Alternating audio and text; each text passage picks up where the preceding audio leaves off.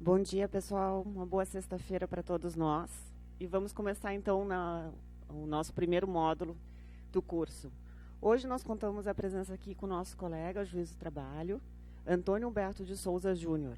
Ele é professor universitário e instrutor eventual da ENAMAT e de diversas escolas judiciais trabalhistas. Mestre em Direito pela Universidade de Brasília. Ex-conselheiro do CNJ no biênio de 2007 a 2009. Juiz do trabalho desde 1993. Autor de artigos em periódicos diversos e de vários livros. E um deles, estudado por muitos nós, em coautoria com Fabiano Coelho de Souza, Ney Maranhão e Platon, Reforma Trabalhista e Manual Prático das Audiências Trabalhistas. Pessoal, nós vamos começar o nosso trabalho de hoje, passado mais de um ano da reforma, e eu vou passar a palavra ao nosso colega. Bom dia a todos, é um prazer estar aqui em Porto Alegre, e é a primeira vez que eu venho à escola, né? De tal forma que eu primeiro agradecer pelo honroso convite, em meu nome e em nome dos outros colegas que virão aí ao longo das próximas semanas, tratando dos temas talvez mais relevantes ou menos discutidos, não sei, depende do ângulo de visão de cada um, em decorrência da vigência da Lei 13.467. Nessa manhã, o nosso tema gira em torno da prescrição, não é? Entre outras mudanças na reforma trabalhista, há algumas regras inseridas no artigo 11 e no novo artigo 11A, tratando especialmente da prescrição, e a ideia, então, nossa é procurar abordar com um comparativo de antes e depois, e procurando pensar algumas possíveis possibilidades hermenêuticas e algumas dúvidas também no ar que essas inovações trouxeram para nós. Portanto, falaremos sobre a prescrição e aí já avanço que, na verdade, trataremos desses dois dispositivos. O artigo 11 vai tratar da prescrição na fase de conhecimento e o artigo 11A resolve um grande ponto de interrogação que havia na doutrina e de certa forma, na jurisprudência, incrementada, inclusive, pela existência de duas súmulas importantes, uma do Supremo Tribunal Federal e outra do Tribunal Superior do Trabalho, em sentido absolutamente paradoxal, né?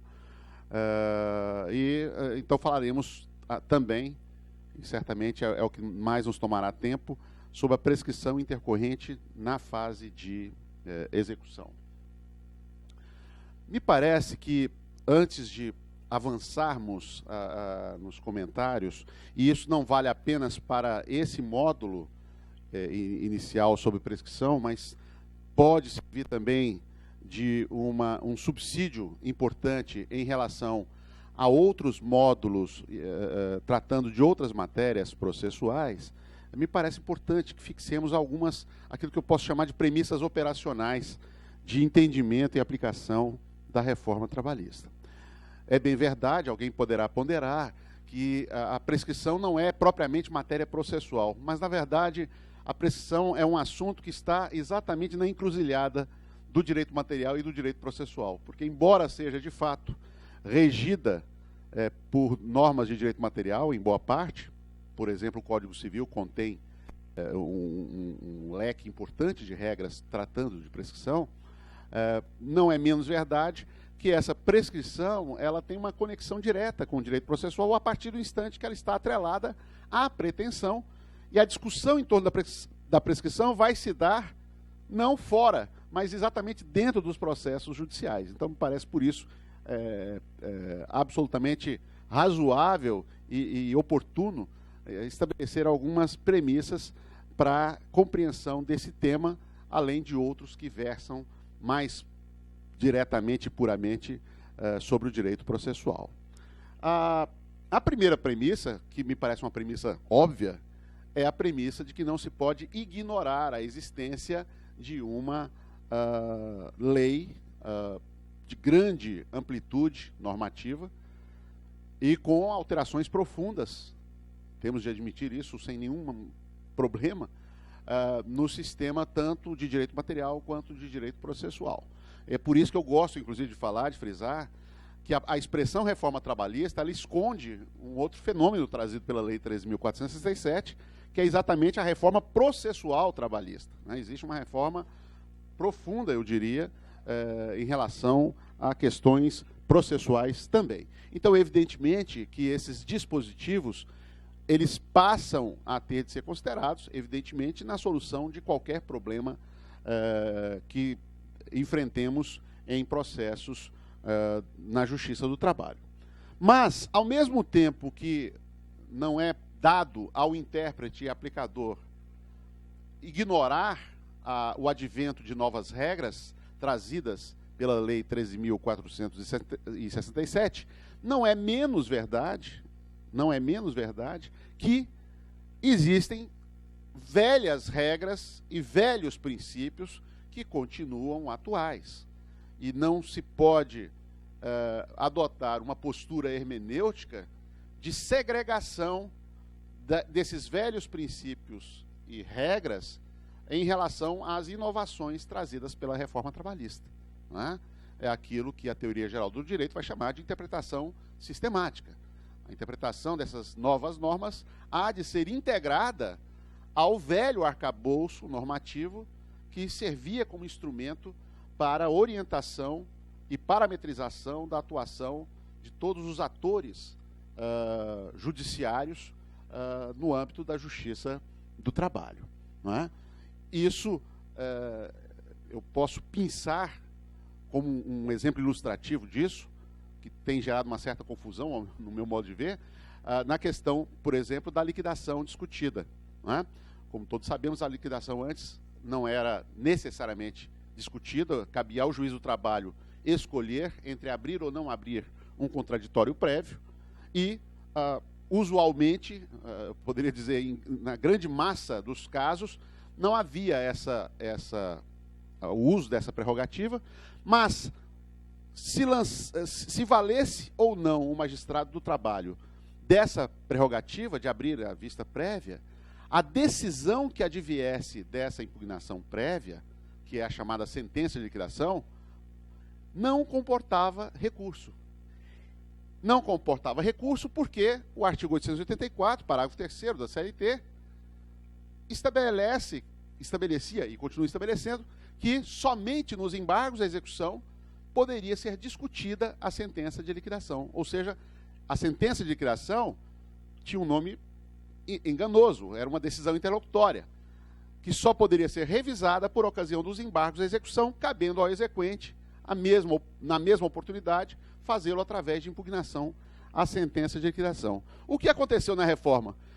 Adotou-se uma alteração apenas universalizando o contraditório prévio, que antes era facultativo. Ele passou a ser obrigatório, mas sem alterar em nada as disposições do artigo 884 nesse aspecto. O que significa dizer que a sentença de liquidação continua passível de revisão apenas por ocasião dos embargos. E, no entanto, eu vejo com certa preocupação, não sei se é a realidade aqui na 4ª Região, mas tenho visto em vários tribunais os advogados interporem recursos de agravo de petição, obviamente sem garantia do juízo, ou garantindo o juízo, que seja, contra essa sentença de liquidação, invertendo completamente a sistemática processual trabalhista. Não é? Ou seja, eu não posso me apegar a uma novidade e querer com ela transformar aquilo que já existia e que não foi alterado. Então, se a sentença de liquidação, pela interpretação sistemática dos dispositivos da CLT, continua sendo uma decisão, a despeito do pomposo nome de sentença, uma decisão interlocutória, só revisável, ou revisível, se preferirem, por ocasião dos embargos à execução, depois de garantido o juízo, não faz sentido nós criarmos mais um elemento de retardamento além da própria discussão prévia, que já é um elemento que compromete a celeridade inicial do processo de execução. Então, é nesse sentido que me parece importante fixar que não podemos abandonar aquilo que já temos, ou já tínhamos, dentro do ordenamento jurídico processual, antes da chegada das novas regras da chamada reforma trabalhista. E isso se conecta a não ignorar uma outra coisa fundamental, que é não ignorar a finalidade do processo do trabalho. O processo do trabalho só existe por conta de uma preocupação de dotar os operadores judiciários na área trabalhista de mecanismos que garantam maior agilidade na prestação jurisdicional, maior efetividade, e isso porque a massa de credores que temos na Justiça do Trabalho é uma massa de pessoas normalmente vulneráveis, muitas vezes em momento frágil da sua vida pessoal, porque a grande clientela nossa, apesar do nome Justiça do Trabalho, é de desempregados, é de pessoas que estão sem trabalho, não é? E onde os créditos debatidos, os créditos perseguidos, são créditos de natureza alimentar. Isso tudo, então, vai justificar a montagem de um sistema vocacionado para maior agilidade e efetividade. Então, não me parece razoável que, além dos obstáculos já criados na legislação prévia e, sobretudo, na legislação decorrente da reforma trabalhista, que nós agreguemos uma postura hermenêutica que conspire contra essa finalidade. Porque, ao fim e ao cabo, se nós ignorarmos e passarmos a adotar uma postura avessa a essa finalidade, ou que ignore essa finalidade, evidentemente que a própria existência do processo de trabalho passa a ser algo absolutamente supérfluo. Terá sido melhor, então, simplesmente revogar todas as disposições da CLT acerca de processo do trabalho e passarmos, né, aos braços plenos do Código de Processo Civil e da legislação que o complemente. Não me parece ser esse o melhor caminho, na minha visão.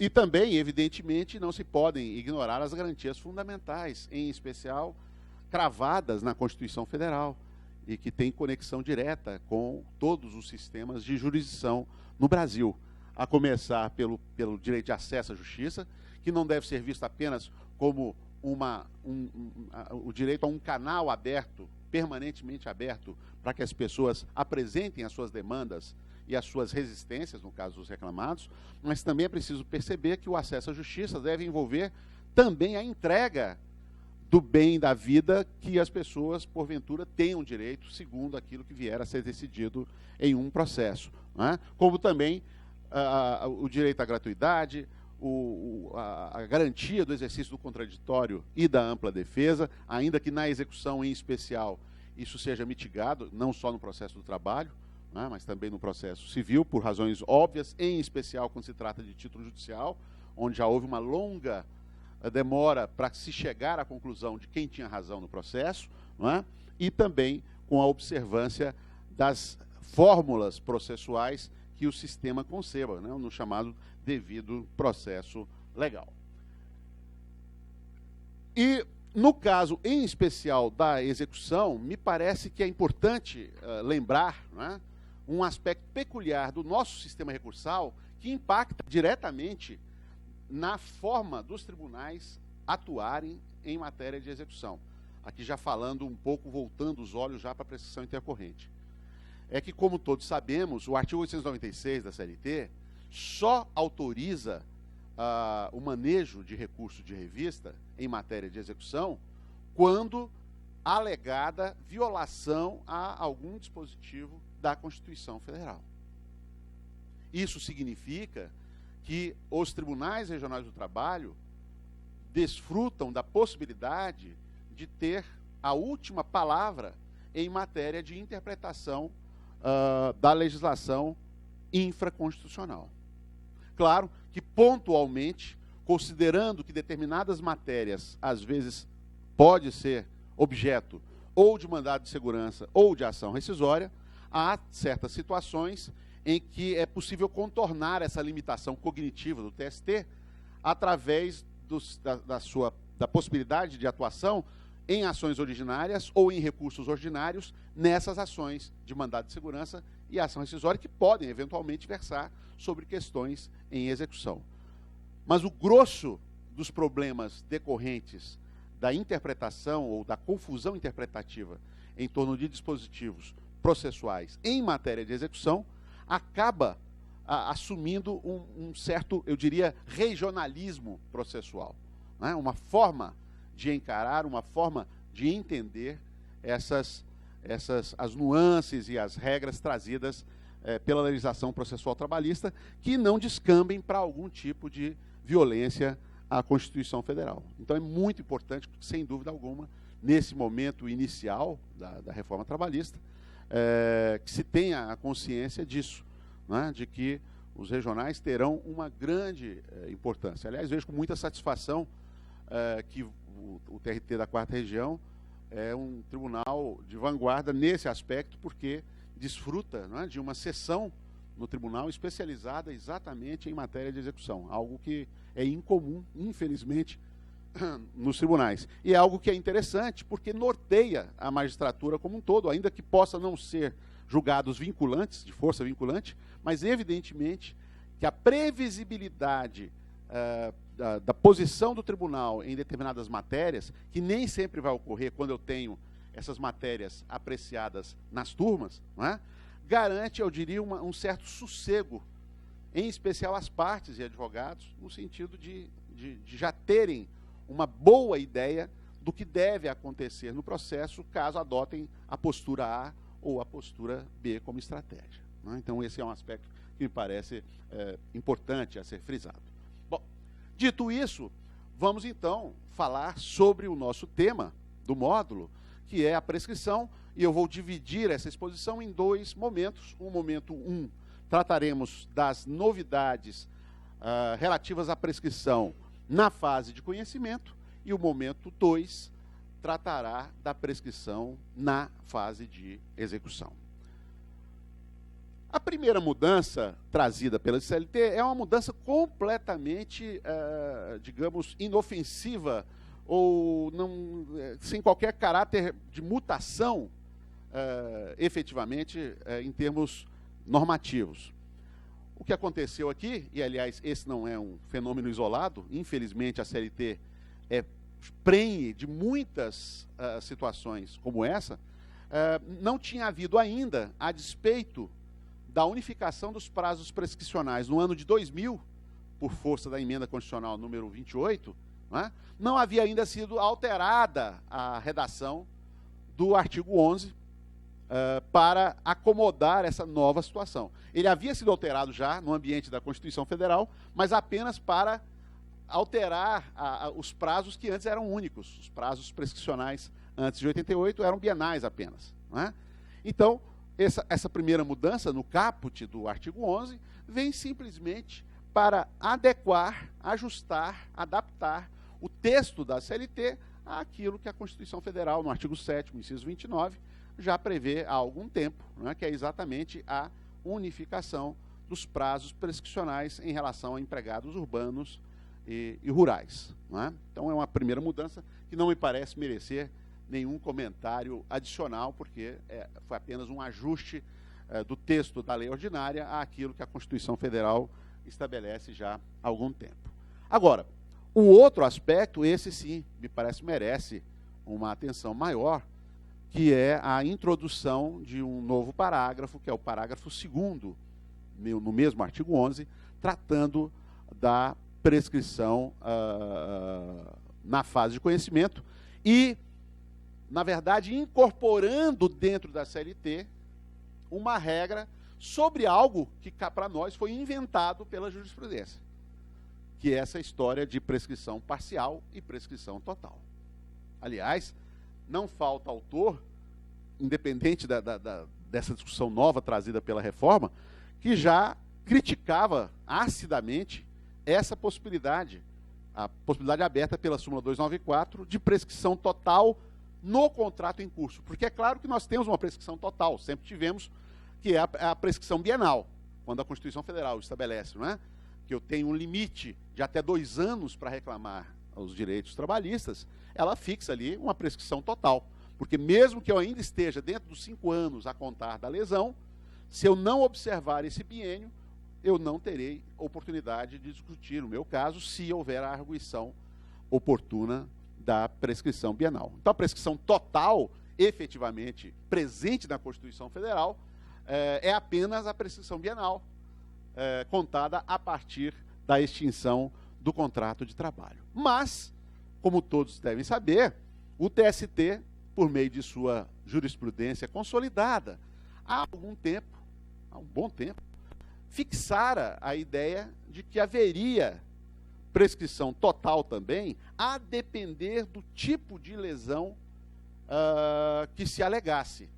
E aí criou-se, na verdade, um critério que eu diria um critério genético para decidir se a prescrição seria parcial ou total. A prescrição, eu diria, intracontratual, a prescrição no curso do contrato de trabalho.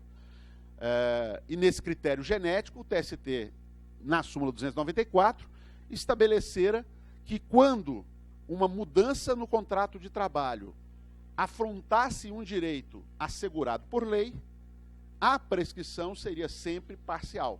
Ou seja, o trabalhador, mesmo que essa alteração fosse bem antiga, bem além do 5º ano de contrato de trabalho, ele ainda poderia trazer à Justiça do Trabalho a sua postulação e poderia, então, buscar a reparação, se sujeitando, é claro, a uma possível arguição de prescrição que comprometesse um pedaço da sua pretensão, exatamente consumida pela passagem do tempo além dos 5 anos. E, para as demais alterações contratuais, as alterações do contrato de trabalho que redundassem em prejuízo ao trabalhador, mas não envolvessem direito assegurado por lei, por exemplo, a criação de uma vantagem por mera liberalidade do empregador, sem qualquer respaldo legal, nesses casos, então,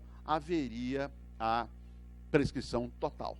Né? Como a vantagem não seria assegurada por lei, então haveria a prescrição total, e se o empregado deixasse de reclamar depois de 5 anos, após a introdução dessa alteração contratual lesiva, ele então perderia completamente a pretensão, o direito de pretensão sobre aquilo, se arguída a prescrição em juízo. Aliás, aqui cabe uma pequena nota de rodapé, apenas de reforço, para lembrar que a prescrição de ofício trazida agora na CLT diz respeito exclusivamente à prescrição intercorrente na fase de execução.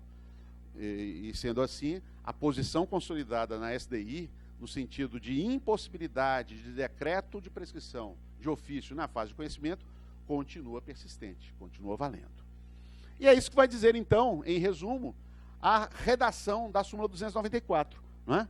Tratando-se de ação que envolva pedido de prestações sucessivas, decorrente de alteração do pactuado, a prescrição é total, exceto quando o direito à parcela esteja também assegurado por preceito de lei. É ali uma repetição desnecessária. Portanto, criou-se a ideia, então, do chamado ato único do empregador.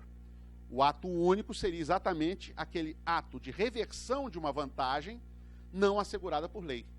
A partir daquele ato, então, haveria a deflagração do prazo prescricional quinquenal, e caso o trabalhador não reagisse dentro desses 5 anos, haveria a possibilidade, então, de decretação da prescrição total. A súmula, no entanto, deixou em aberto uma situação que era decorrente do descumprimento do acordado. Porque uma coisa é a alteração ostensiva daquilo que tenha sido pactuado. Por exemplo, a revogação de regulamento empresarial que cuidasse de uma vantagem não prevista em lei para os trabalhadores. Exemplifiquemos um anuênio, um adicional de tempo de serviço a que todo trabalhador teria direito, ou um adicional de risco fora das hipóteses que a lei estabeleça. Por exemplo, na construção civil, suponhamos que uma construtora resolva pagar um adicional de risco a todos os trabalhadores que tiverem de lidar com a sua atividade sobre andaimes. Então, uma eventual revogação expressa dessa regra, dessa condição, dessa vantagem, significaria um ato único, sujeito à prescrição total, já que não são vantagens escoradas em lei. Mas havia uma segunda situação, que era a situação simplesmente de descumprimento da regra ou da vantagem criada pelo próprio empregador. Uma espécie de alteração tácita. Ele não promove a revogação, mas de uma hora para outra para de cumprir simplesmente aquela vantagem, aquela condição, para de respeitar aquele direito não assegurado por lei. Nesse ponto, a jurisprudência, há algum tempo, já vinha sinalizando no sentido de se aplicar aqui a prescrição parcial. Essa era a interpretação dada pelo TST. Curiosamente, jamais foi tangida, jamais foi revisada a súmula 294 para contemplar. Mas essa jurisprudência acabou se consolidando e ela, como ela advém do próprio TST, e o TST é, obviamente, o intérprete autêntico das suas próprias súmulas, essa posição mereceu, não é, todo o prestígio jurisdicional, inclusive nas instâncias regionais, porque era previsível que não se reconhecesse a prescrição como parcial nessas situações, e o processo chegasse ao TST, o TST fatalmente reformaria essa decisão para afastar a prescrição total e reconhecer a prescrição parcial. E o que faz o legislador, então, na reforma trabalhista? Né? Ele altera a disposição, acrescenta à disposição do artigo 11 um novo parágrafo, e eu fiz questão de fazer um quadro comparativo, para vocês verem que claramente o texto foi gerado, o texto que hoje está na CLT, foi gerado com inspiração, obviamente, direta na súmula 294. As únicas diferenças ali eu pontuei em vermelho. Não é? Ao invés de ação, fala-se em pretensão, e acrescentou-se exatamente a situação de descumprimento como situação ensejadora da prescrição total.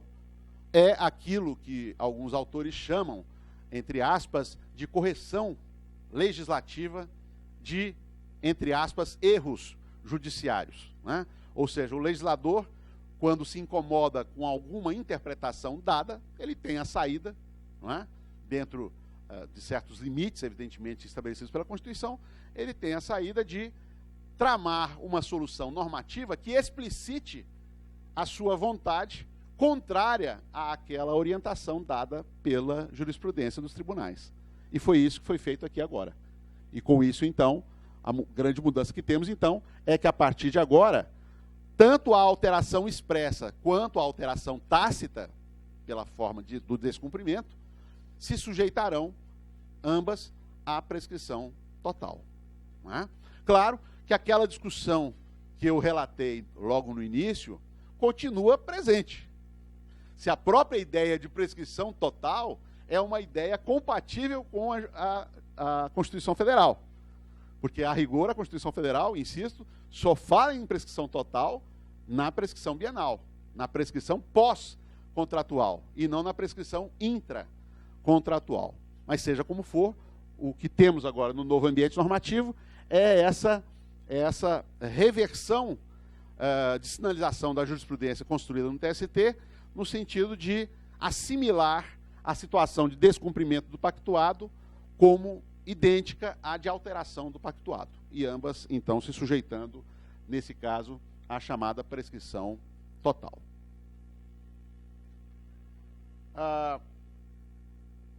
A outra matéria tratada também no artigo 11, a partir da reforma trabalhista,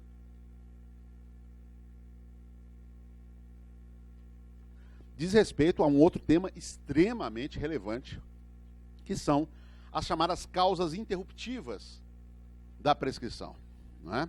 Essa matéria, ela sempre foi negligenciada na CLT, para não dizer que não temos nada. Nós temos uma regra apenas em relação aos menores, não é? Onde se estabelece uma causa impeditiva, idêntica àquela que temos também no Código Civil, ao sustentar-se que, lá no artigo 440, que não corre prescrição contra menores. Né? Era a única regra que tínhamos no âmbito da CLT acerca de causas que poderiam perturbar ou impedir o fluxo da prescrição. Por conta disso, nós sempre aplicamos, sem nenhum problema, né, as disposições do Código Civil. Em especial, no caso das causas interruptivas, as disposições do artigo 202, que, refresquemos a memória, trata de dois temas. Primeiro, das situações que podem gerar interrupção da prescrição. nas quais eu destacaria, como mais próximas da nossa realidade, o ajuizamento de ações, o ajuizamento de protestos judiciais e a prática de algum ato de reconhecimento do direito sujeito à prescrição. Por exemplo, uma confissão de dívida por alguém que está sem condições de pagar os direitos trabalhistas naquele momento, mas para facilitar a vida dos trabalhadores prejudicados, ele entrega a eles um título executivo, uma confissão de dívida assinada por duas testemunhas que pode ser utilizada, inclusive, como título executivo extrajudicial. E a segunda regra, trazida pelo artigo 202, que é uma novidade no Código Civil, em comparação com o que nós tínhamos no Código de 1916, é o estabelecimento de que a prescrição só poderia ser interrompida uma única vez. Não é? Era uma solução reclamada porque o modelo anterior permitia que um réu permanecesse eternamente sujeito a uma ação judicial, podendo a pessoa brincar de processo, né? O autor. Ainda mais se nós tínhamos e temos aquela súmula 268, que corretamente estabelece que, mesmo arquivada, a reclamação interrompe a prescrição. Então, o que se propiciava em tese é que as pessoas pudessem reclamar e deixar arquivar indefinidamente os seus processos, sem qualquer prejuízo quanto ao alcance temporal das obrigações reclamadas nas ações judiciais, trabalhistas ou não. No Código Civil Novo, a partir do caput do artigo 202, fixou-se, então, que não haveria uma segunda chance. A interrupção se daria apenas uma única vez. E o que faz a reforma trabalhista? Ela mexe nessa sistemática nossa, e é curioso notar que alguns autores não conseguiram enxergar nada de mais importante. É comum a gente ler nos comentários sobre a reforma a invocação da súmula 268, indicando que o legislador aqui simplesmente trouxe para dentro da CLT o que a súmula 268 já trazia.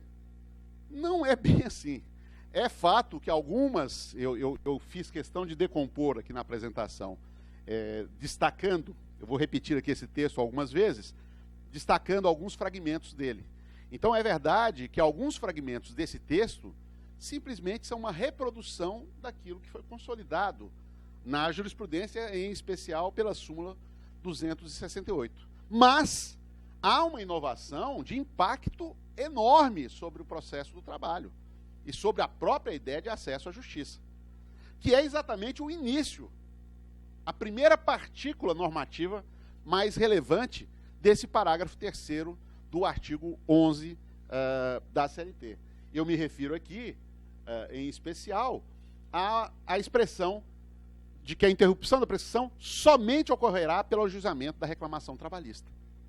Ora, parece muito claro aqui que a ideia é confinar aquele leque de possibilidades do artigo 202 do Código Civil a apenas uma hipótese, que seria o ajuizamento de uma ação, gerando uma quebra de isonomia enorme entre os diversos credores.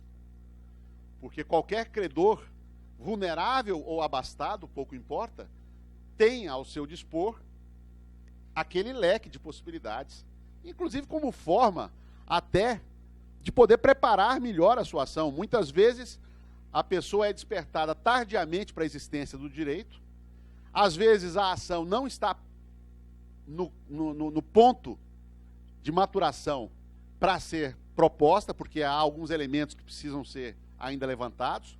Há o agravante que não se pode esquecer agora, de que na reforma trabalhista o reclamante é obrigado a atribuir valores aos seus pedidos, então ele não pode simplesmente se aventurar numa ação, porque isso pode ter impacto lá na sucumbência, caso ou ele seja imprudente na pretensão, ou seja exagerado, para aqueles que entendam, não é o meu caso, para aqueles que entendam que a sucumbência seja a sucumbência recíproca, seja uma operação aritmética, né, em que aquilo que ele não conseguir receber tem que sofrer a incidência de honorários. Isso é outra história, eu não concordo com isso, mas há essa linha de compreensão. O certo é que, por essa nova configuração do modo de elaboração da petição inicial, é natural que o trabalhador, e principalmente o seu advogado, tenham de ter um maior grau de segurança, um maior grau de solidez quanto àquilo que quer formular como pretensão, né?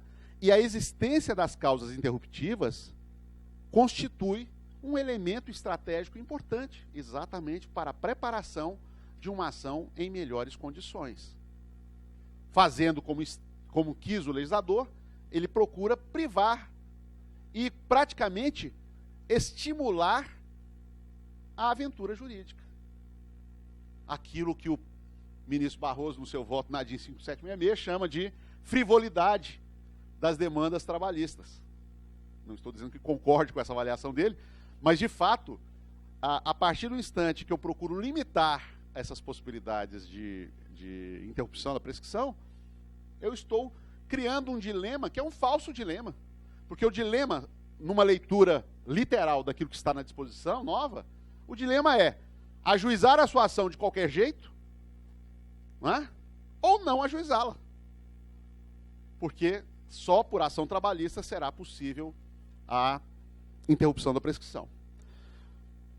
Particularmente, tenho a compreensão, e no livro que foi referido pela colega Julieta, procuramos defender isso, me parece que há pelo menos 2 argumentos que possam ser utilizados para nós sairmos dessa camisa de força trazida pelo artigo 11, parágrafo 3º. Embora confesse que seja um dos dispositivos mais difíceis realmente para procurar superar a limitação drástica promovida. A primeira delas, me parece mais simples, que é sustentar que a expressão reclamação trabalhista, tecnicamente falando, teoricamente falando, e do ponto de vista normativo também, ela é uma expressão que carrega uma ambiguidade. Não é? A palavra reclamação ela é usada normalmente, pelo menos com 3 sentidos diferentes. Ela é, primeiro, a petição inicial. Ela é sinônimo de petição inicial. Artigo 840, parágrafo 1º, vai indicar isso. Ela é também sinônimo de ação, ou seja, de um instrumento de provocação do Estado. E ela é também, quando falamos de arquivar uma reclamação, eu não arquivo uma ação, eu arquivo um processo. Então ela também tem um significado de processo. Então, por essa perspectiva, digamos, conceitual e terminológica do que seja reclamação trabalhista, me parece que não há maior dificuldade em salvar, pelo menos, os protestos judiciais dessa camisa de força. Ou seja, entender o protesto judicial, que é uma ação judicial, ainda que não seja uma ação de conteúdo contencioso, é uma ação de salvaguarda de direitos. Aliás, o Código de Processo Civil novo, em boa hora, mudou a sua topografia, não colocando mais junto com aquilo que seriam as tutelas de urgência, porque não são tutelas de urgência, são tutelas de preservação de direitos, né? Em especial o protesto interruptivo de prescrição. E nesse caso, então, poderíamos entender que essa camisa de força normativa não alcançaria o protesto judicial. E a admissão de outros mecanismos, como, por exemplo, o reconhecimento extrajudicial do direito, aí não tem outro jeito. Eu só posso chegar a uma interpretação mais larga reconhecendo que essa norma atrita com o princípio da isonomia e com o princípio da proporcionalidade, é uma restrição descabida, nada razoável, desnecessária, e que, pelo contrário, ela vai na contramão daquilo que a Constituição preconiza. A Constituição preconiza o uso do judiciário, né, para a solução de conflitos em último caso. Tanto que se dá uma grande importância, por exemplo, aos mecanismos de conciliação. Né? Então, eu posso entender que, seja em relação a outros tipos de credores, seja em relação, inclusive dentro da Justiça do Trabalho, é bom que se diga, porque a reclamação trabalhista é um instrumento próprio dos litígios em relação de emprego. As ações de cobrança de contribuições, ações de indenização por outras razões, por exemplo, o exercício de direito de greve, vão entrar numa outra seara, não entram nesse conceito de reclamação trabalhista a rigor. Né? Então, aqui, para se chegar a uma abertura mais larga de possibilidades, teremos que construir aqui uma difícil tarefa de procurar sustentar uma inconstitucionalidade material seja pelo viés da isonomia com outros tipos de credor, que o trabalhista passa a ser único com esse tipo de limitação, seja pelo prisma do princípio ou critério, como prefere o ministro Eros Grau, o critério de proporcionalidade. Bom, o outro aspecto, mesmo que em juízo incompetente, essa já é uma construção prevista no próprio Código de Processo Civil. Não só no novo, mas no velho também. Ou seja, mesmo que a ação comece no lugar errado, e aqui eu vou me permitir discordar de alguns colegas que falam que essa incompetência seria apenas a territorial, me parece que não há motivo nenhum para se fazer essa distinção, porque a lei não faz. Então, se a ação é proposta no juízo errado, a citação interruptiva da prescrição já vai servir para esse efeito, não é? E havendo aqui apenas, insisto, uma reprodução daquilo que o sistema processual civil já adota há algum tempo. E também pouco vai importar o que aconteceu com esse processo, onde houve a interrupção da prescrição. E aí vem à memória a súmula 268. Mesmo arquivada a reclamação, claro, desde que citada a parte, porque eu só posso ter interrupção da prescrição se a parte demandada tomou ciência da ação, né? Se o juiz, por exemplo, numa causa pelo rito sumaríssimo, ou mesmo do rito ordinário, pela iliquidez de pedidos, ele indefere a petição inicial, antes da audiência, antes da citação, né? Esse ajuizamento não terá surtido efeito nenhum. Exatamente porque terá faltado a citação. O que nós evoluímos no processo civil, e já adotávamos no processo do trabalho, é apenas a ideia de que não é a data da citação a data para a interrupção da prescrição. A data é a data de ajuizamento da ação. Mas é preciso que haja a citação. É preciso que o réu tenha conhecimento da existência da demanda. Não é? Portanto, então, aqui, digamos, reproduz-se uma solução que a súmula 268 já aventava há muito tempo. E, por fim, se estabelece também algo que me parece muito óbvio. Quando se ajuiza uma ação, não se blinda o contrato de trabalho como um todo. A blindagem trazida pela interrupção da prescrição diz respeito apenas àqueles pedidos expressamente formulados. Então, se a parte, numa segunda ação, agrega pedidos não formulados na primeira, esses novos pedidos não se beneficiam da interrupção da prescrição da primeira ação proposta. Nisso aqui, me parece que o legislador acerta em cheio. De fato, a ideia da prescrição não é a ideia de blindagem da relação como um todo, mas de blindagem da pretensão efetivamente formulada. Até porque, como todos sabemos, a prescrição está ligada à ideia de pretensão. Há um nexo de causalidade direto entre prescrição e pretensão, tanto que se fala que a prescrição é a perda da pretensão. Então, se a pretensão é mais ampla numa nova ação, essa parte amplificada da nova ação não é beneficiária da causa interruptiva decorrente do ajuizamento da primeira reclamação, que, por exemplo, tenha sido arquivada. Não é? Então, aqui me parece que agiu bem o legislador. Não é? Essas, portanto, são basicamente as inovações trazidas no âmbito do processo de conhecimento. Aqui eu procuro fazer um resumo e salientando um outro aspecto que me parece importante. Nós temos que ser, ou procurar ser, coerentes, né, em qualquer raciocínio jurídico que teçamos. Se a ideia é de uma interpretação literal da disposição do artigo 11, parágrafo 3º, e eu, então, não vou fugir da camisa de força decorrente da exclusividade da reclamação trabalhista como causa interruptiva, é preciso também ponderar que, nesse caso, nós estaremos abandonando o sistema do Código Civil. Lembremos que o Código Civil, ao contrário da legislação processual comum, não pode, pelo menos pela letra do texto legal do artigo 8º, ele não se sujeita à aplicação supletiva, mas apenas à aplicação subsidiária. Ou seja, eu só poderei adotar o direito comum naquelas matérias em que haja uma omissão completa por parte da CLT. Pelo menos, se fizermos um cotejo entre as disposições do artigo 15 do CPC e do artigo 8º da CLT, vamos perceber essa sutil, mas importante diferença. Se assim é, para eu adotar uma postura de literalismo em relação à exclusividade da reclamação trabalhista como causa interruptiva, eu terei que abandonar o Código Civil por inteiro nessa matéria. E, consequentemente, eu não poderia aplicar, me parece, o caput do artigo 202. Ou seja, sumiria a unicidade da causa interruptiva. Eu não teria mais essa segunda amarra, que é mais antiga, de não poder ter a chance de sucessivas causas interruptivas. Não me parece a interpretação mais correta, porque eu advogo a ideia de que o artigo 11, parágrafo 3º, não pode privar as partes, e falo as partes, porque é claro que eu posso ter a situação inversa, do empregador também estar sujeito a uma prescrição de uma pretensão que tenha contra o seu empregado ou ex-empregado, né? Não me parece possível privar das outras situações. Mas o que eu estou apenas invocando aqui é a necessidade de uma certa coerência.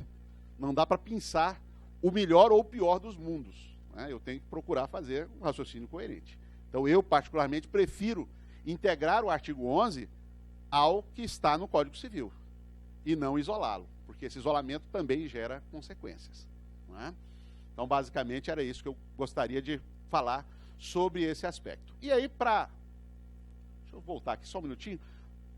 Só uma rápida palavra, eu iria falar sobre isso ao final, mas eu vou falar primeiro aqui sobre a questão, sob esse viés do artigo 11, a questão do direito intertemporal. Como é que ficam essas situações geradas pela reforma trabalhista? Bom, é preciso lembrar que há duas normas convergentes que vão orientar essa matéria. Porque nos dois casos que nós estamos vendo aqui, nós estamos criando situações novas. Em especial no parágrafo 2º, eu estou tendo a introdução de uma prescrição total que antes não se reconhecia. Que já é exceção, como eu disse, porque a Constituição Federal, a rigor, só trata de prescrição bienal total, e o que havia era uma prescrição total limitada a uma hipótese que agora foi amplificada para duas. A pergunta que se faz é: como vai fluir essa prescrição, no caso do descumprimento do acordado, né, em relação ao tempo? As pretensões que já estão com seu prazo prescricional em curso se sujeitam à prescrição total, né? E aqui me parece importante invocar a lembrança, e é engraçado, a maioria dos autores lembra só do artigo 1056 do CPC, que trata especialmente desse tema sob a perspectiva do artigo 921 daquele código, dizendo que aquele prazo novo, que os prazos novos, vão ser contados a partir da vigência da nova lei. Mas é engraçado perceber que a nossa velha CLT, a nossa velhinha CLT, né, a nossa quase octogenária CLT, contém regra expressa sobre isso, lá no artigo 916, dizendo exatamente a mesma coisa, que os novos prazos prescricionais são contados a partir da vigência da norma, quando eles sejam uma redução daquilo que tivéssemos. E é o que vai acontecer aqui.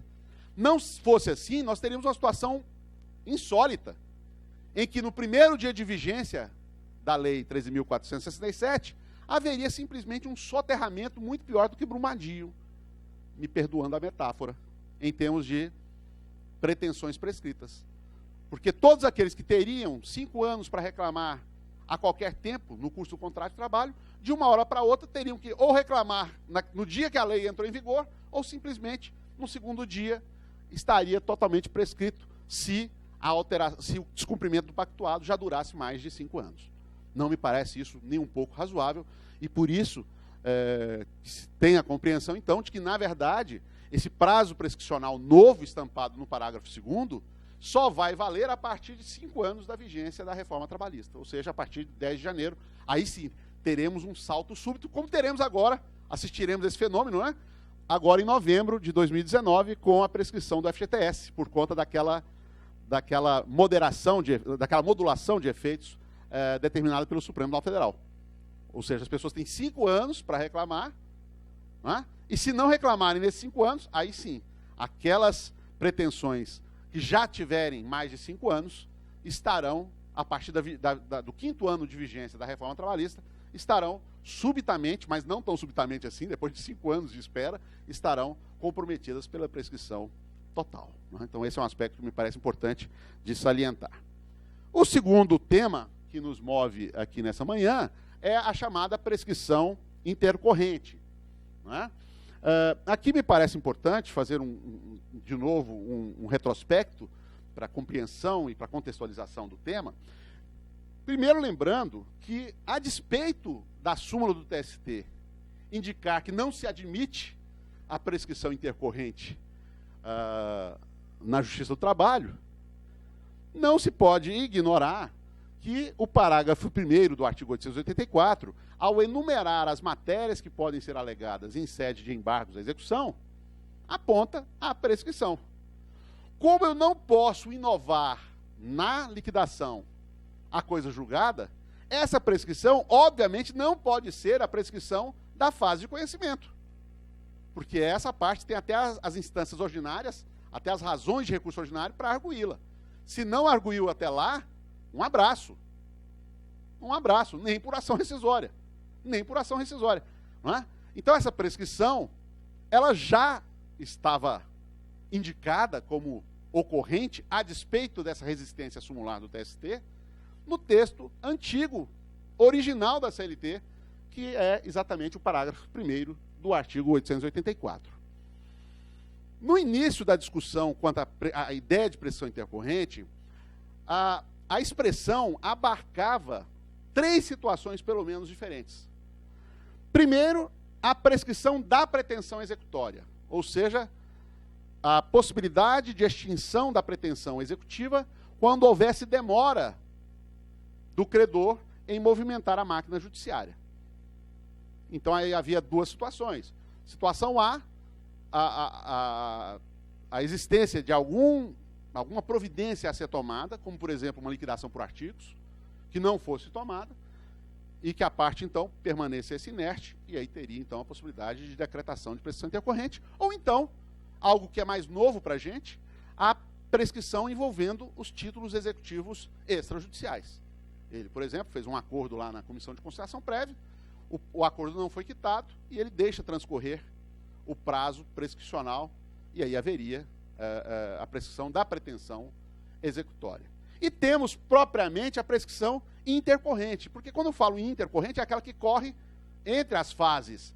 Ou seja, quando eu falo em prescrição intercorrente, eu deveria estar falando apenas da prescrição intraprocessual. Tanto que alguns autores, comentaristas da reforma, chegam a sinalizar a possibilidade de se restringir a aplicação do novo artigo 11A apenas a essas situações, porque, a rigor, realmente, a prescrição intercorrente, ela está ligada à ideia de uma prescrição da execução em curso. O que não quer dizer, isso não salva, evidentemente,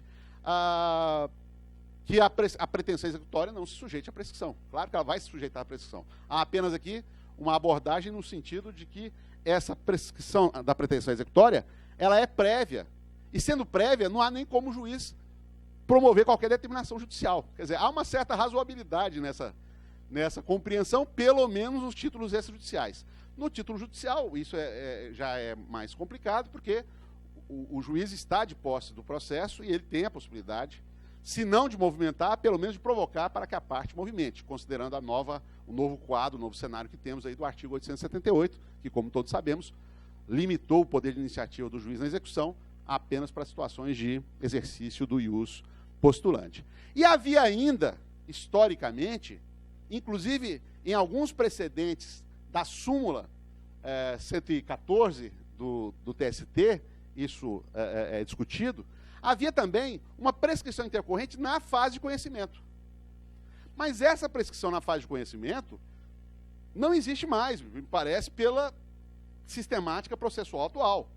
Porque o CPC, a CLT não trata desse tema, o CPC estabelece que, no caso de abandono da causa pelo autor, a saída procedimental é o juiz instar a parte a movimentar o processo parado há mais de 30 dias, e, se nada fizer a parte, ele simplesmente extingue o processo sem resolução do mérito.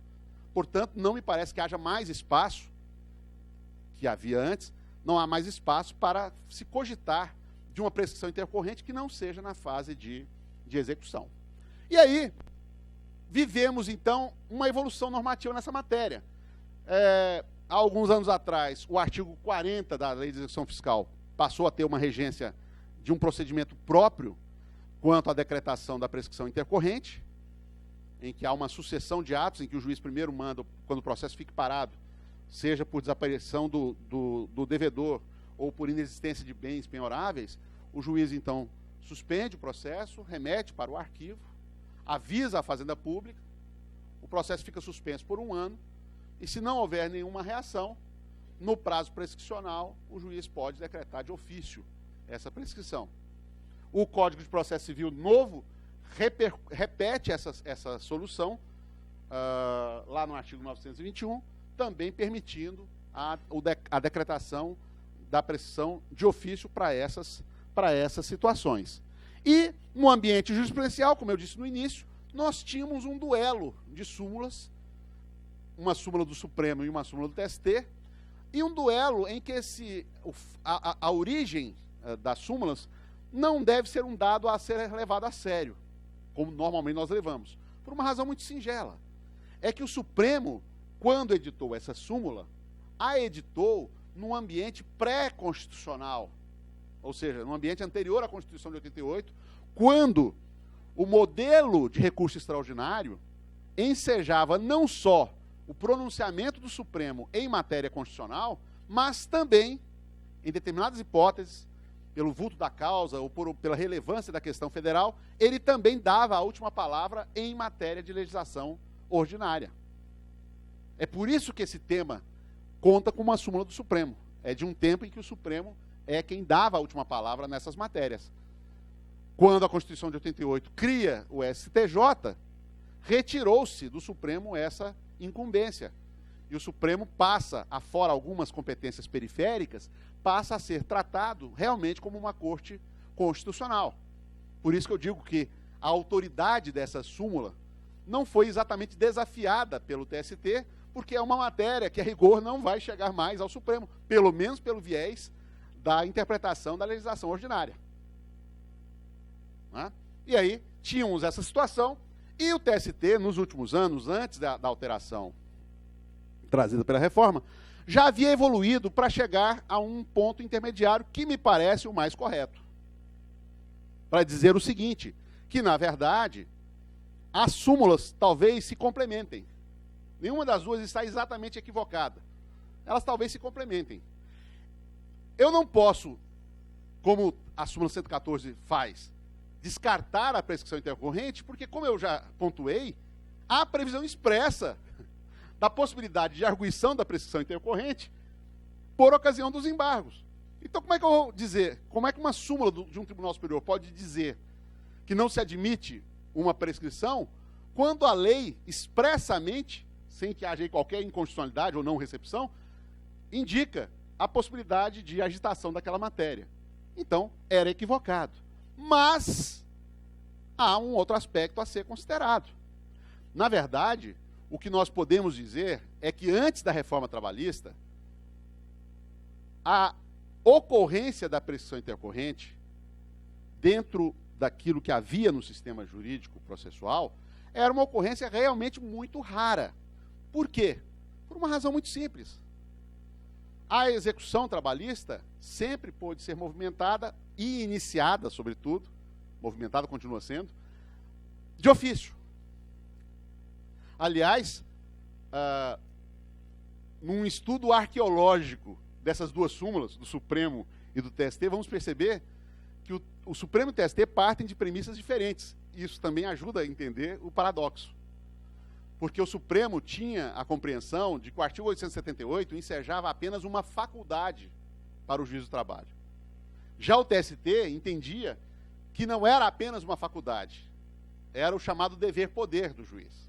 Que o juiz era obrigado a instaurar a execução. E nessa diferença de compreensão do alcance do artigo 878, se justificava a diferença de postura em relação à questão da prescrição. Ora, o raciocínio é simples. Se a execução é instaurada e é desenvolvida, é impulsionada de ofício pelo juiz, e se a prescrição está ligada à ideia de inércia da parte, eu não poderia ter, em regra, prescrição intercorrente. Porque eu não poderia prejudicar a parte com a prescrição pela inércia alheia, pela inércia do Estado juiz.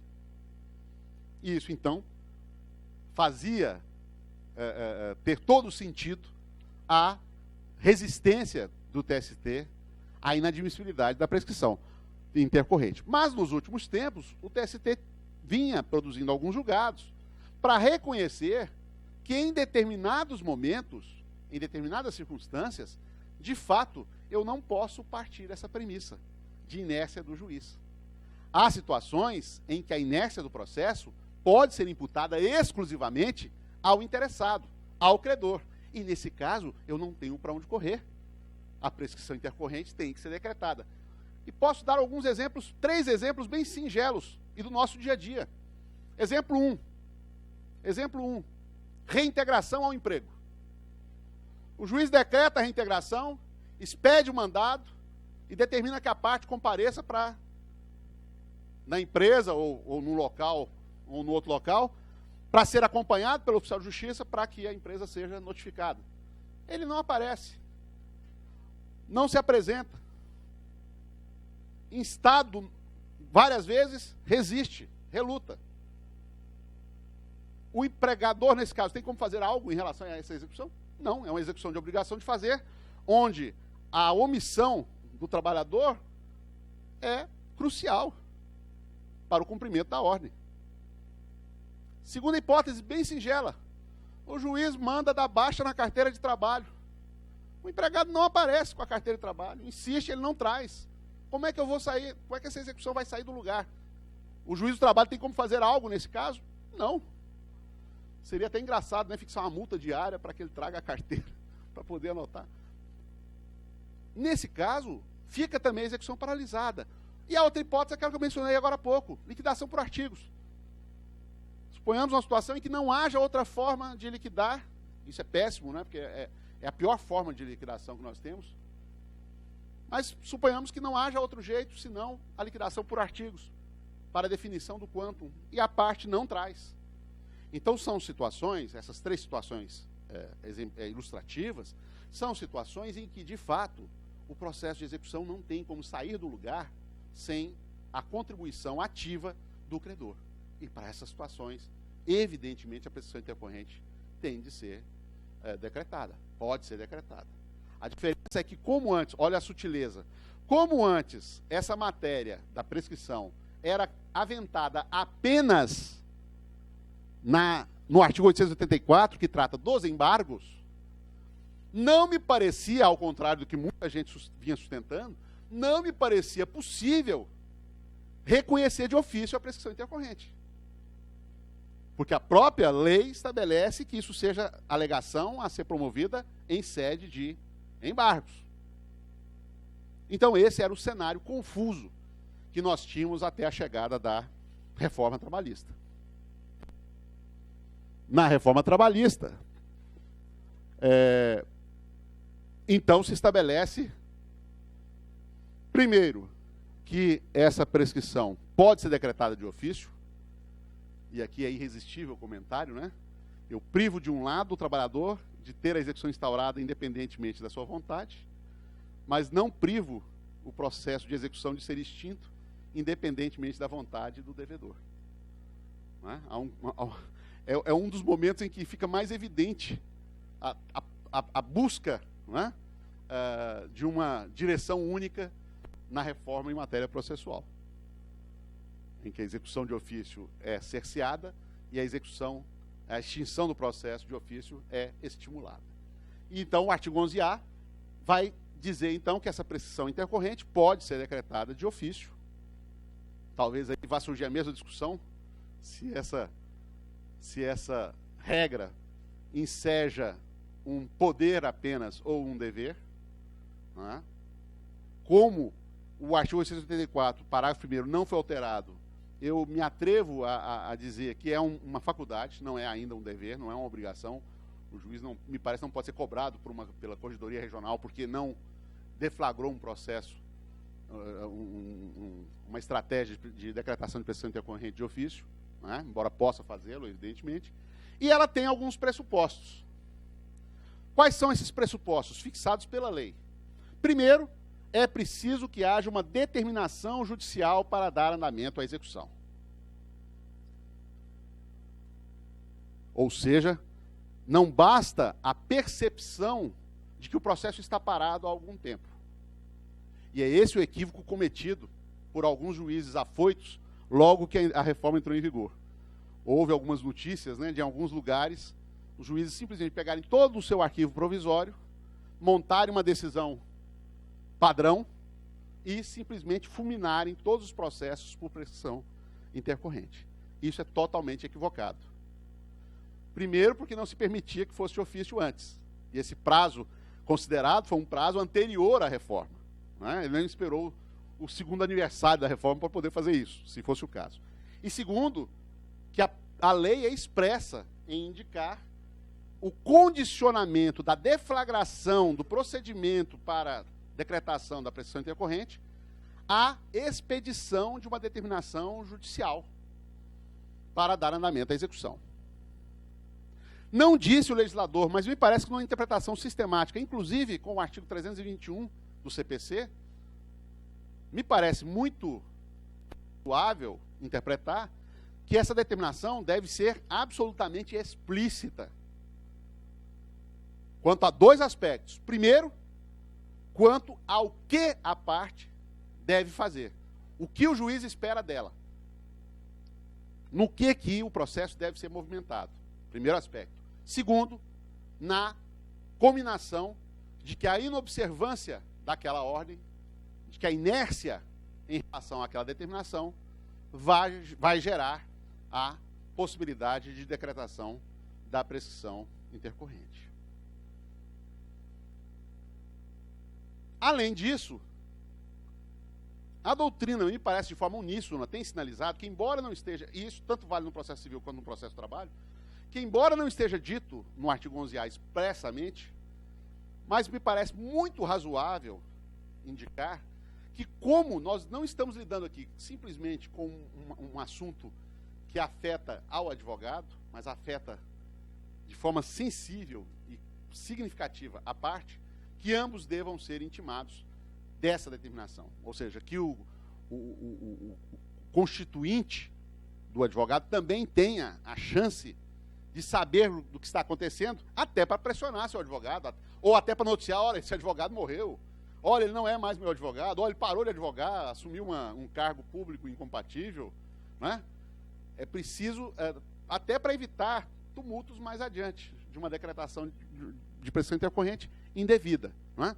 Então, essa sinalização me parece interessante, embora, sendo muito franco, não haja previsão expressa na lei, mas a doutrina, tanto no processo civil quanto no processo de trabalho, tem assim sinalizado.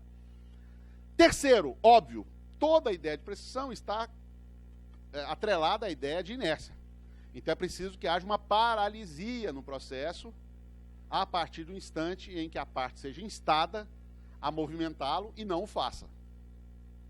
E aqui é interessante observar que na prescrição intercorrente não faz sentido em aplicar-se o artigo 202 do Código Civil, no que diz respeito à unicidade da causa interruptiva. Porque o episódio de paralisia pode ser evitado com requerimentos que a parte faça, requerimentos absolutamente sensatos, razoáveis, ponderáveis. Pode ser que ele resulte em alguma coisa, por exemplo, ele indica um bem, que ele toma conhecimento. O oficial de justiça localiza o bem, só que faz uma avaliação e esse bem é inferior ao valor da dívida. Ou seja, a execução vai continuar parada, ainda porque não se chegou a uma garantia plena do juízo. Ou a menos que o juiz adote, eu não sei que na 4ª região, se os senhores fazem isso, lá na 10ª nós fazemos com muita frequência. Essas execuções parcialmente infrutíferas, em que já se tentou de tudo, né? O famoso, aquele famoso conjunto de Bacenjude, Infojude, Renajude, Deus ajude, né? Enfim, todas as possibilidades, e se amealha apenas uma parte da garantia do juízo. Nesse caso lá, quando se chega a esse impasse, nós abrimos, excepcionalmente, com um despacho, deixando isso muito claro, né? abre a oportunidade para embargos e impugnação, a sentença de liquidação, para consolidação do cálculo, e uma vez superada essa fase de embargos, não é, o bem, então, pode ser levado a leilão, ou se for dinheiro, pode ser liberado para a parte sem maior problema, pelo menos para amenizar um pouco a situação e o processo não ficar parado indefinidamente com alguma garantia efetivada. Né? O certo, então, é que essa unicidade interruptiva não dá para aplicar na prescrição intercorrente, até porque ela se liga à ideia de ação nova. O artigo 202, claramente, ele não trata de prescrição intercorrente, ele trata da prescrição em relação à pretensão cognitiva, e não à pretensão executória, ou, pelo menos, a prescrição apenas para início do processo, e não a prescrição intraprocessual. Né? E é preciso que haja o decurso do prazo, sem atendimento, claro. É o decurso do prazo que vai formalizar o termo inicial de contagem do prazo. Eu vou contar, então, a partir do dia seguinte, ao término do prazo aberto para a parte. Como é prazo processual para que ele cumpra a determinação, esse prazo deve ser contado em dias úteis, né? E a partir, então, do primeiro dia seguinte, computa-se, então, o prazo para a verificação de uma possível prescrição intercorrente.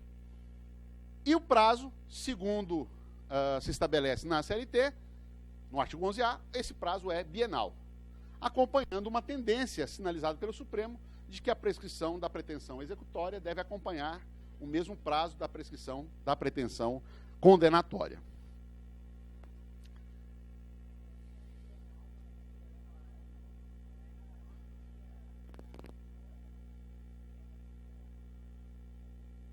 Não, atenção. Jesus, eu falei em relação ao prazo para que a pessoa adote a providência aguardada pelo juiz. Isso, o prazo é esse. O bienal não, o bienal vai ser em dias corridos. Naturalmente, o prazo prescricional, o prazo é em dias corridos, e não em dias úteis. Bom, e aí temos, me parece como questão crucial, e que vai definir o maior ou menor alcance dessa regra, exatamente na questão do que seja essa determinação que deflagra o prazo prescricional.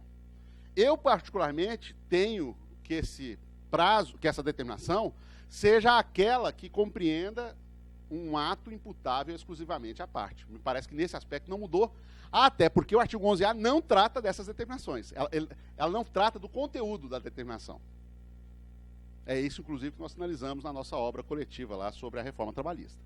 E, por coincidência, é essa a orientação dada, inclusive, pela Corregedoria Geral, numa recente recomendação, que os senhores devem conhecer, que é a recomendação número 3, que trata especialmente da prescrição intercorrente. E ela diz exatamente isso. Não correrá o prazo de prescrição intercorrente, aqui ele foi muito objetivo, nas hipóteses em que não for localizado o devedor ou encontrados bens sobre os quais possa recair a penhora. Eu digo que essa questão é uma questão que, se não entendermos assim, nós vamos estabelecer uma espécie de culpa in eligendo do trabalhador por ter escolhido mal o seu empregador. Não é? Ele devia ter adivinhado que esse empregador um dia teria o seu patrimônio definhado ou sumiria e que ele então seria prejudicado. Sim. Sim. Isso. Exatamente. E está equivocado a rigor. E a recomendação, ela faz algo muito interessante. Porque o argumento utilitarista que muitos juízes se valem, e eu não critico, acho que é uma forma de ver as coisas, era de que, são esqueletos nos armários, temos que acabar com esses esqueletos, né? E aí tinha um problema estatístico. E esse problema era agravado porque, há alguns anos atrás, o TST, acho que cá para nós, de forma um pouco imprudente, resolveu fazer uma consulta ao CNJ sobre a questão de arquivamento de processos nessa situação que pudessem desaparecer para efeitos estatísticos. Não desaparecer o crédito, mas desaparecer o processo. Porque, de fato, isso cria para a vara uma situação incômoda, naturalmente incômoda. Ele já fez de tudo, tomou todas as diligências, a parte não tem como ajudá-lo, não sabe como fazê-lo, e é o que eu falo.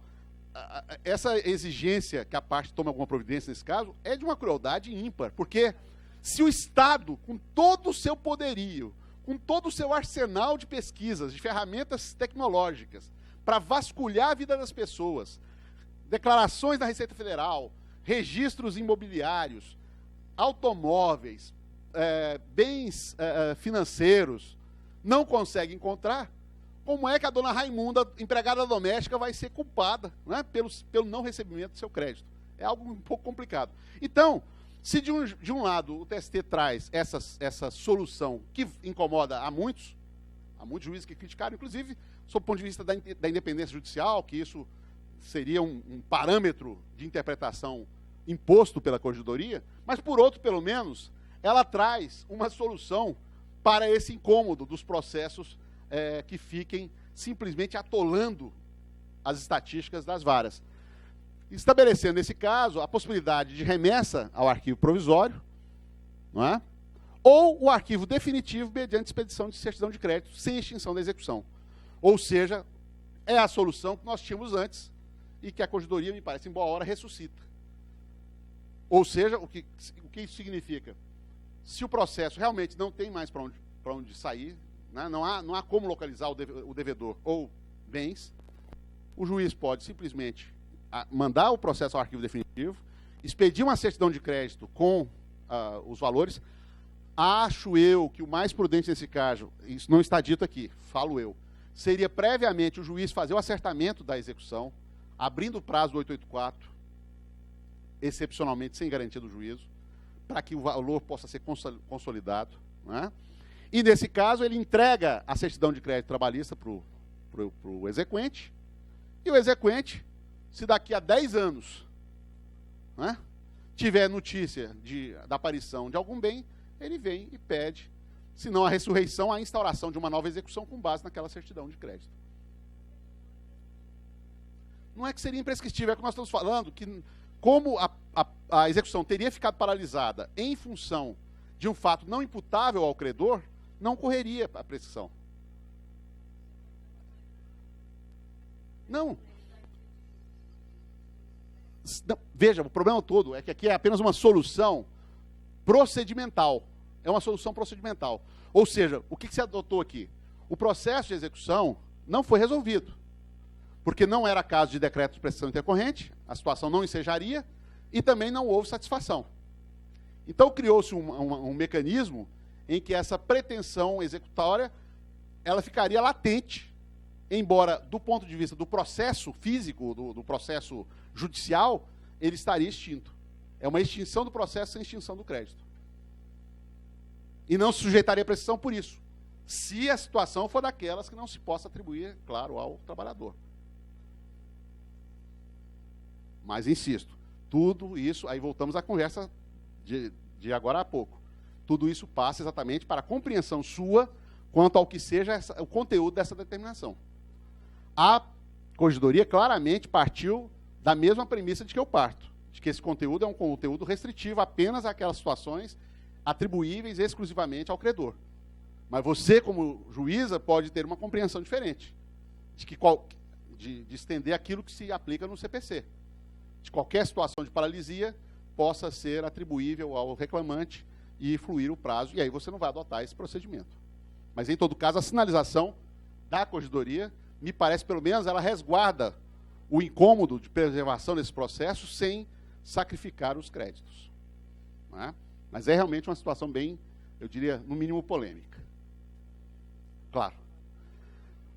Bom, alguns aspectos finais que eu gostaria de pontuar com os senhores rapidamente. Primeiro, a questão do prazo bienal. Esse prazo bienal, a rigor, é inconstitucional.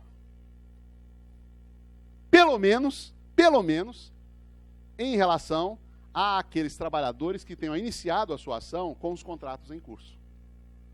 Porque a Constituição Federal estabelece, como todos sabemos, 2 prazos.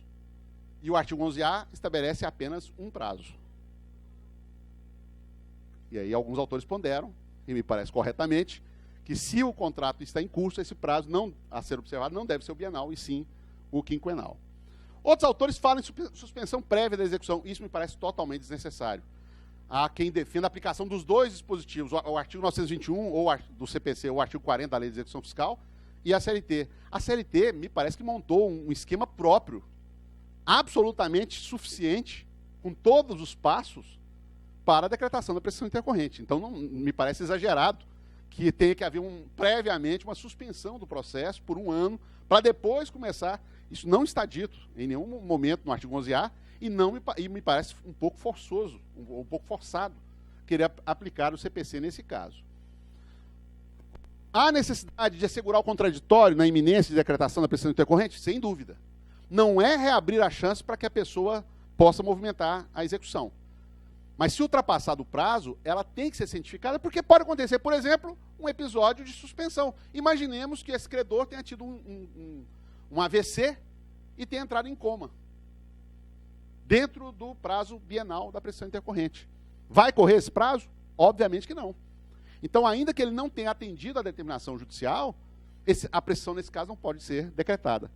É por isso que, embora não haja previsão expressa no artigo 11A, em nome do princípio do contraditório e da ampla defesa, tem se sinalizado na necessidade de oferecer uma última oportunidade para manifestação. Insisto, não para movimentar, porque o juiz só vai fazer isso depois de ultrapassar o prazo, mas para verificação de alguma causa. E é claro que a decisão que extinga o processo comporta agravo de petição, e como o modelo nosso de agravo de petição é um modelo um tanto quanto fluido, um tanto quanto maleável, me parece razoável também permitir, nas hipóteses de indeferimento da prescrição também, que se possa aventar por agravo de petição essa questão. E, para finalizar, como eu disse agora há pouco, há 2 disposições na lei sobre essa matéria, o artigo 916 e o artigo da CLT, e o artigo 1056, e ambos caminham na mesma direção. Ou seja, a prescrição intercorrente só vai poder ser cogitada a partir do dia 10 de novembro, a partir da vigência da reforma trabalhista. Por isso que eu não posso pegar processos parados. Por quê? Porque existe um ritual próprio para isso.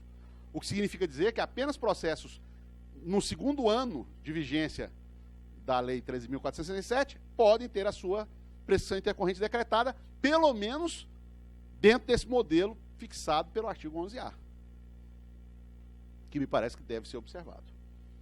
Ok?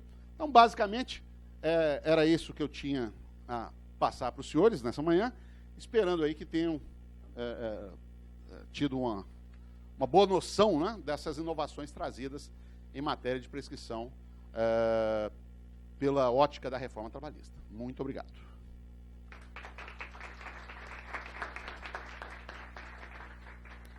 Pessoal, rapidamente, se vocês tiverem algumas perguntas, e aí eu passaria o microfone, lembrando que em época de redes sociais, temos que falar no microfone, e aqui quem fala tem uma delimitação. Daqui eu não posso sair, estou me sentindo numa apresentação. Alguma pergunta? Senão faremos um intervalo e depois a gente teremos a dinâmica de grupo, com a separação do pessoal para discussão de algumas questões, também sobre o assunto. Vamos lá. Rogério.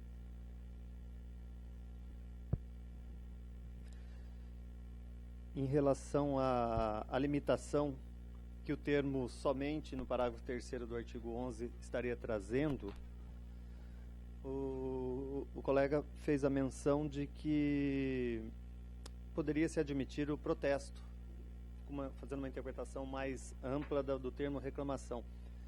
Mas aí não entraria em contradição com a parte final desse parágrafo, que diz que os pedidos têm que ser idênticos, porque no protesto o pedido é diferente. No mínimo, o pedido imediato é diferente. O imediato também é diferente, embora verse sobre o mesmo bem da vida. Uma boa pergunta, mas me parece muito tranquilo em relação a isso. De fato, pela teoria geral do processo, faz uma separação entre pedido imediato e pedido imediato. O pedido imediato é a entrega da prestação judicial, a providência judicial a ser adotada. Nesse caso, então, vai ser o recebimento do protesto, o processamento do protesto, a expedição da notificação ao reclamado e tal. Agora, a que pedidos se refere a lei? Não são esses pedidos imediatos, na minha visão. São os pedidos mediatos, ou seja, os bens da vida. Então, eu fiz um protesto em relação a horas extras. Então, são as horas extras que estão sendo salvaguardadas. E sempre foi assim. Independente daquilo que traga agora o artigo 11, parágrafo 3º, nós sempre assim compreendemos. Tanto que há até uma discussão bem interessante quando o advogado às vezes esquece de enumerar os reflexos, ou de colocar, por exemplo, nas atividades laborais anteriores à reforma, o adicional do artigo 384 da CLT, no caso das horas extras femininas, né? O protesto fala só de horas extras, mas não fala de outras coisas. A rigor, bem vistas as coisas, parece realmente que esse protesto ele só resguarda a questão do pedido formulado expressamente. E nisso não houve mudança, houve apenas uma explicitação. É isso, aliás, que está na súmula 2008. A súmula 2008 fala exatamente disso. Então, me parece aqui. E outra coisa, mesmo que você queira entender, e não há nenhum problema quanto a isso, não vai comprometer em nada que eu estou dizendo, mesmo que você queira compreender que os pedidos especificados possam abranger ambos, não apenas uma dessas vertentes, tanto pedido imediato quanto pedido imediato, nós não estaremos com nenhum problema em relação a isso, porque o fato de uma determinada medida judicial ser mais ampla do que a nova medida não vai afetar. Do mesmo jeito que eu posso ter feito um protesto porque não sabia exatamente o que ia reclamar e enumero lá todos os pedidos que me vêm à cabeça, não impede, evidentemente, essa circunstância, que eu formule uma reclamação mais modesta em termos de pedidos. Não é? O protesto ele não parametriza do ponto de vista positivo a ação a ser proposta, mas apenas do ponto de vista negativo.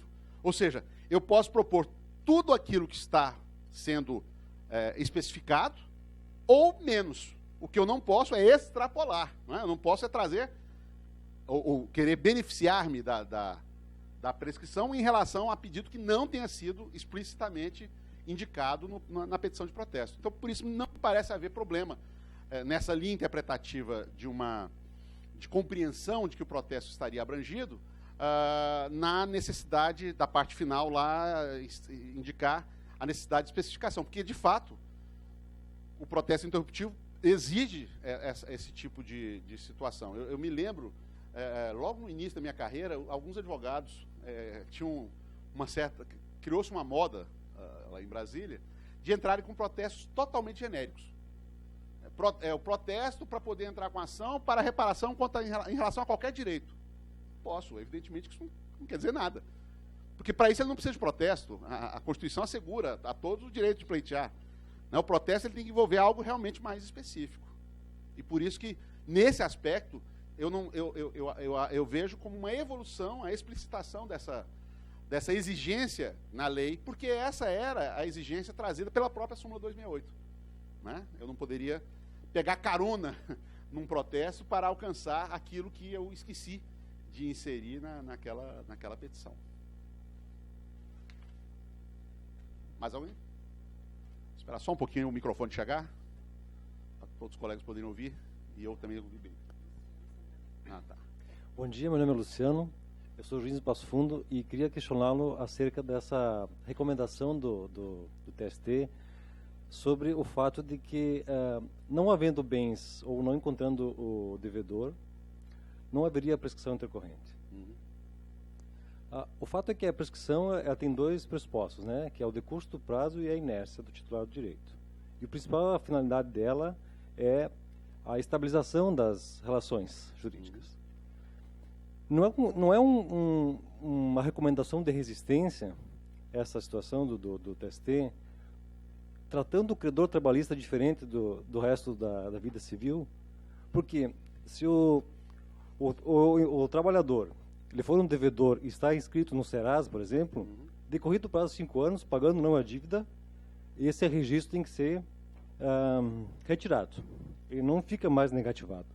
Agora, se esse mesmo devedor civil ele for um credor trabalhista, por falta de bens do devedor, ele sempre vai ter, é imprescritível o crédito dele. O fato é que, não havendo inércia do titular no sentido de indicar bens ou de localizar o devedor, me parece que o decurso do prazo é preenchido com a inércia do titular e tem prescrição intercorrente. Só que a sua opinião sobre essa situação? Claro. Eu procuro, embora eu tenha as minhas posições muito bem, eu acho que indicadas, eu comecei falando sobre isso, que o cerne do alcance do artigo 11A está exatamente em definir o que seja inércia. Na sua visão, que eu respeito, e não falte quem lhe dê guarida, né, na sua visão, a inércia do exequente quando a execução paralisa por ausência de bens ou por sumiço do devedor. Eu tenho uma posição diametralmente oposta, tá? E por isso que eu coloquei também que é questionável se a recomendação ela não invade a seara da independência judicial, embora seja uma sinalização, obviamente, importante. Sem caráter vinculante, obviamente é bom que se diga, né? E não imagino também ser aberto um processo disciplinar contra o magistrado porque emprestou uma interpretação discrepante. Acho que é uma sinalização importante que a Corregedoria faz, sem dúvida nenhuma, por trás dela há a fixação de uma premissa interpretativa. Tá certo? Então, por isso que eu disse, o grande problema é que a falta de debates e a falta de uma maior abertura do próprio processo legislativo, que redundou na Lei 13.467, fez com que nós tivéssemos diversos vazios. E, nesse caso, se a ideia era realmente essa, de estender à execução trabalhista o mesmo modelo que temos na execução fiscal e na execução em geral, artigos 40 da Lei de Execução Fiscal e 921 do CPC, porque lá não há dúvida nenhuma que essas situações de sumiço do devedor ou de inexistência ou desconhecimento de bens ensejam a prestação intercorrente, né, sem dúvida nenhuma eu não teria para onde correr se isso ficasse absolutamente claro, como está na Lei de Execução Fiscal e no CPC. Agora, aí nós caímos numa armadilha. A ausência de clareza, e acho que, independente de você concordar ou não com a minha posição, você concorda que há um vazio quanto à definição do conteúdo dessa determinação. Vazio a ser preenchido no campo da interpretação. E aí vem a minha ponderação, a posição da minha, a defesa da minha posição, embora respeitando, evidentemente, quem pensa em contrário. Eu teria duas ponderações a fazer aqui. Primeiro, eu não posso ignorar que a existência de um processo do trabalho advém da necessidade de um sistema forjado para a efetivação de direitos quando esses direitos tiverem sido lesados, segundo o pronunciamento jurisdicional. Consequentemente, se princípio, entre outras coisas, tem uma função informativa, ou seja, ele deve parametrizar aquilo que o legislador vá formular, e também funciona como um mecanismo de apoio na compreensão da norma, a eventual ambiguidade da norma, a possibilidade de múltiplos entendimentos em torno dela, me parece que possa ser resolvido, ou deva, no meu modo de ver, ser resolvido pelo viés dessa interpretação teleológica, de que o processo do trabalho tem essa serventia, então, que não faria sentido eu imaginar uma leitura não imposta pelo texto legal, porque o texto legal efetivamente não impõe um monopólio de direção, e nesse ponto eu compartilho da sua preocupação em relação à recomendação em si, né, de indicar um caminho único, mas eu tenho para mim que numa interpretação teleológica é difícil fugir de uma interpretação restritiva quanto ao conteúdo das determinações. Por outro lado, nós não podemos esquecer que o crédito trabalhista não é um crédito qualquer. Felizmente ou infelizmente, eu acho que felizmente, ainda que mitigado isso lá em 2005, com a alteração trazida pela Lei de Falências, que impactou no Código Tributário Nacional, o crédito trabalhista prefere a qualquer outro.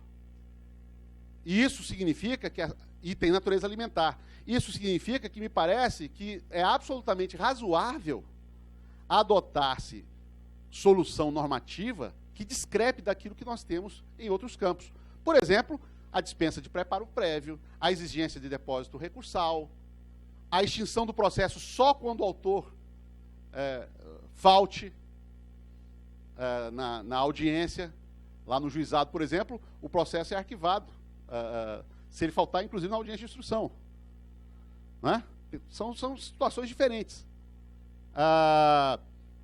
Enfim, nós temos diversos momentos do arcabouço processual em que claramente, e eu diria deliberadamente, o legislador adotou soluções absolutamente discrepantes. E são discrepantes porque o crédito trabalhista realmente desfruta de uma situação especialíssima, que justificaria esse maior cuidado quanto à sua preservação. É por isso que me parece razoável, embora que possa questionar, e nisso eu sou solidário, possa questionar o meio, o instrumento. Não é? Talvez uma instrução normativa, como o TST tem feito, como sinalização, tivesse sido mais, digamos, menos invasivo, vamos dizer assim. Não é? Seria talvez menos incômodo àqueles que não comunguem. Porque essa história é sempre assim, né?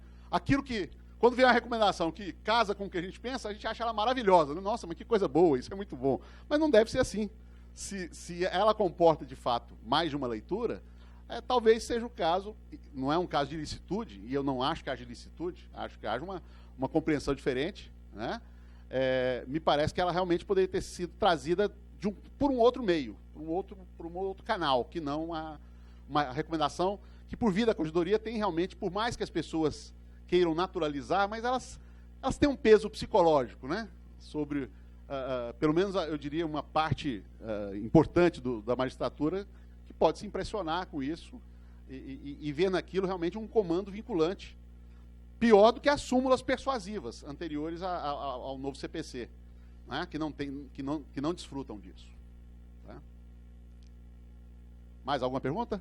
Eu tenho uma pergunta de procedimentos, até porque o Luciano falou em Serasa. Eu fiquei pensando, para quem segue a recomendação, vai para o arquivo definitivo, se expede certidão de crédito, mas para ir para o arquivo definitivo tem que retirar o BNDT, por exemplo, ou a pessoa vai permanecer no BNDT e vai ter a certidão de crédito? Só uma dúvida para quem adota a recomendação. É o que eu disse. Me parece que a ideia é simplesmente acabar com o substrato formal de um processo judicial, mas preservando todo o entorno, não é?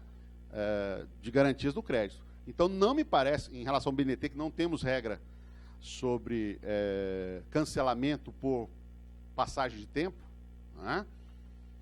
Porque o Serasa, por exemplo, me corrija se eu estiver errado, mas até onde sei, não tem uma lei específica regulando o modo ou o tempo de duração, ou coisa que o valha. Né? Hoje nós temos no CPC e na CLT a previsão simplesmente daquele lançamento.